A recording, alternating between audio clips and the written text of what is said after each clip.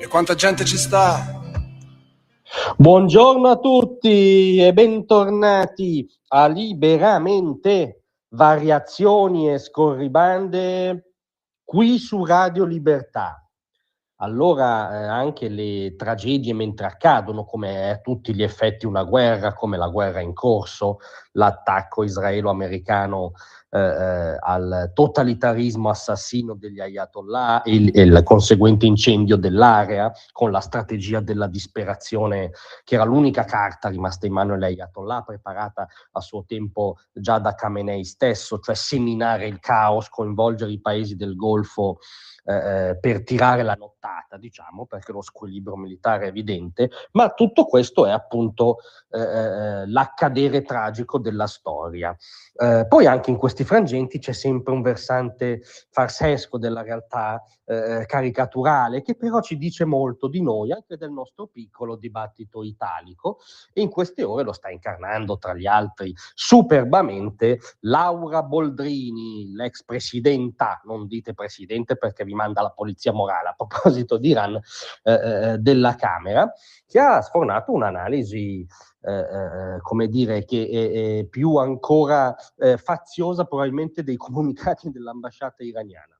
Andiamo a leggervi i punti salienti, che è uno sostanzialmente la sua tesi contro ogni evidenza e logica, virgolette: in Iran non c'era alcuna minaccia nucleare, alcuna assolutamente, neanche dei vaghissimi segnali. Secondo Laura Boldrini, la teocrazia totalitaria antisemita che ha nel proprio statuto come missione morte a Israele, morte all'America, perché questa è dal 1979 l'agenda del totalitarismo sciita, non dava nessun segnale di pericolo nucleare.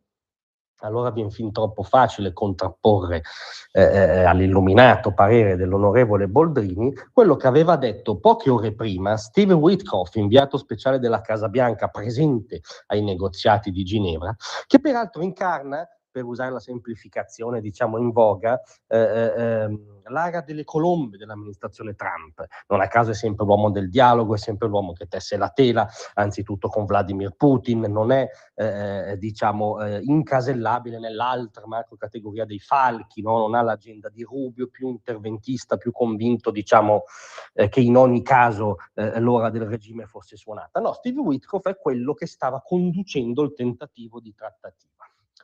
E ci ha detto appunto Witkoff, i negoziatori iraniani a Ginevra si erano vantati con gli americani dicendo che Teheran aveva uranio arricchito per alimentare 11 testate nucleari. Onorevole Boldrini, 11 testate nucleari. Durante il primo incontro, continua Witkoff a Fox News, ci hanno detto direttamente, senza vergogna, che controllavano 460 kg di uranio al 60%. Ricordiamo che l'uso civile è di poche unità percentuali, al 60%, che erano appunto, dice Witkoff, in grado di produrre 11 bombe. Ci hanno detto che avevano il diritto inalienabile di arricchire l'uranio. Noi gli abbiamo risposto che il nostro presidente riteneva inalienabile il diritto di fermare questo percorso. Cioè i negoziatori iraniani, quindi in teoria le colombe dal punto di vista del regime, no? Non i falchi, si vantavano con Witkoff, noi abbiamo già 11 bombe, è nostro diritto averle ed evidentemente è nostro diritto usarle, perché quello che sfugge all'onorevole Boldrini è che un paese totalitario, che non solo è il principale esportatore di terrorismo e di apocalisse islamista, ma che ha nella propria ragion d'essere la cancellazione dello Stato degli ebrei, che è in possesso di 11 bombe, la conclusione è evidente. Cioè non c'è bisogno di essere dei geni per vedere la conclusione del teorema. Non c'è bisogno di essere dei geni per vedere che questa cosa nessun uomo, ma non solo libero, dotato di senno, che tiene alla pace mondiale, che tiene a un Medio Oriente pacificato, che tiene diciamo, al resto delle velleità terroriste e nucleari di queste dittature, nessuno che abbia queste caratteristiche può non condividere l'intervento americano-israeliano. Ora noi capiamo che l'onorevole Boldrini, l'iperfemminista Boldrini, si recò velata sia in Iran che alla Grande Moschea di Roma, e pare aver sempre avuto un debole, no, per l'agenda islamista e poco femminista degli ayatollah.